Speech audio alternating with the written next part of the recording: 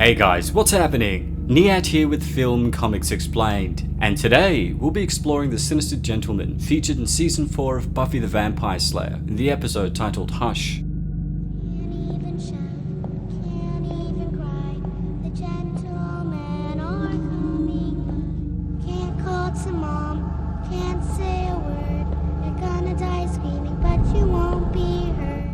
Said to originate from fairy tales of old, the gentlemen were a group of demons that roamed from town to town, seeking out 7 hearts that they could acquire to continue their minacious existence.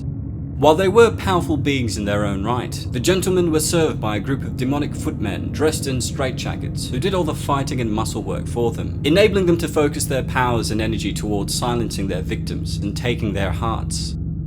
The gentlemen were bold, pale humanoids that never spoke but who were always grinning maliciously through metallic teeth. They wore black suits and carried satchels with scalpels in them with which to remove the hearts they required. True to their name, they tended to gesture to each other politely, kindly passing the scalpel during a heart extraction, and applauding another gentleman each time they added a heart to their collection. In a folktale Giles had a copy of, considered to be based off of actual events in the past, the gentlemen were said to have stolen voices of an entire kingdom and began their task of attaining the 7 hearts they required to increase their lifespan, before the princess screamed, causing them to die. While these particular gentlemen had been destroyed, another group took their place in the year 1999, invading the town of Sunnydale and silencing its inhabitants before they began to collect the hearts of a number of unsuspecting victims. The gentlemen could use their power to hover above the ground instead of walk, standing perfectly straight as they did so, and they were also invulnerable to harm, with weapons such as swords, guns, and stakes having no effect on their physical bodies. However, they did have one fatal weakness, the sound of a human voice, specifically of a human scream. To circumnavigate this danger, they used their collective powers and a magical box they'd acquired in Hell to steal the voices of every inhabitant upon arrival in a new town. This forced silence also had the added benefit of making it so none of their victims were able to scream for help as the gentlemen cut their hearts out.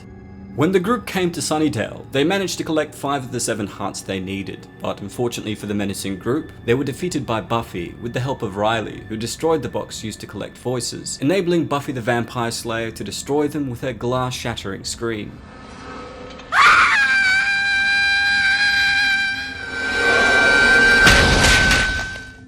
This is one of the most successful and intelligent episodes of Buffy the Vampire Slayer, as while it works as a standalone Creatures of the Week installment, it's also a poignant deconstruction of language and communication. Talking about communication, talking about language, not the same thing. It's about inspiration, not the idea, but the moment before the idea when it's total.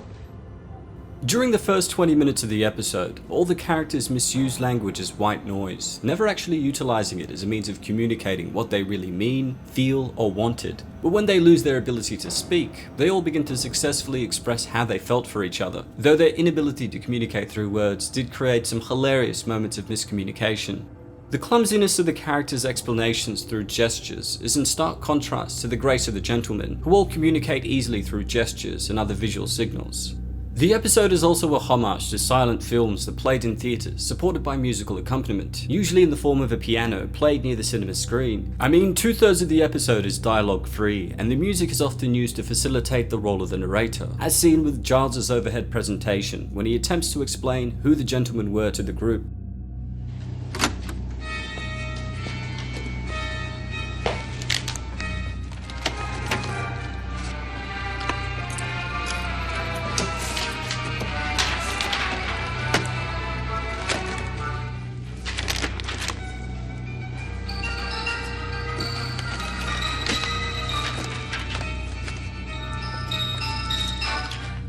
Well, that's all for today, folks. A big thanks to all of you guys who requested we explore the gentleman as featured in Buffy the Vampire Slayer.